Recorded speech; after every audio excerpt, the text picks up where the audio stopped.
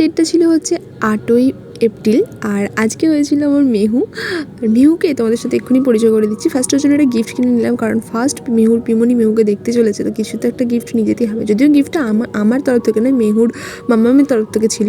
তারপরে মেহুর জন্য আমরা কয়েকটা জামা প্যান্ট কিনে নিই, কারণ পুচকুর জামা প্যান্ট সেভাবে কিছু কেনাই হয়নি। তো কিনে নেওয়ার পর আমি তো খুব এক্সাইটেড ছিলাম যে আমি কখন ওকে দেখবো, কীরকম হয়েছে। ভিডিও কলে অবশ্যই দেখেছি, কিন্তু ভিডিও কলে কি দেখে স্বাদ মেটে বলো। তাই জন্য বাসে করে চলে গেলাম, আর এখানে এসে মানে আমি জাস্ট অপেক্ষা করছি কোথায় ও। এবার দোতলায় ছিল, তো আমি তাড়াতাড়ি করে আমরা সবাই সিঁড়ি দিয়ে উপরে উঠলাম। আর ওঠার পর এই যে তোমাদের সবার সাথে আলাপ করে দিই, এটা আমার মেহু, আমার দাদার মেয়ে, আমার বড়দার মেয়ে। এবার বলতেই পারো তোমরা আমি তো একা, হ্যাঁ এটা হচ্ছে আমার বড় মাসির ছেলের মেয়ে হয়েছে। তো আমার মেহু এরমভাবে আমার আঙুলটাকে ধরে রেখেছিল। তারপর আমি মানে আমার কোলে না নিলে আমার তো শান্তি হচ্ছিল না। ও এতটাই ছোটো, এতটাই গা হাত পাগুলো নরম, আমার জন্য জাস্ট বিশাল ভয় লাগছিলো। তারপর আর কি ওর কাছ থেকে চলে এলাম, আর লাস্টে বিরিয়ানি কিনে নিয়ে বাড়ি চলে এলাম। টাটা।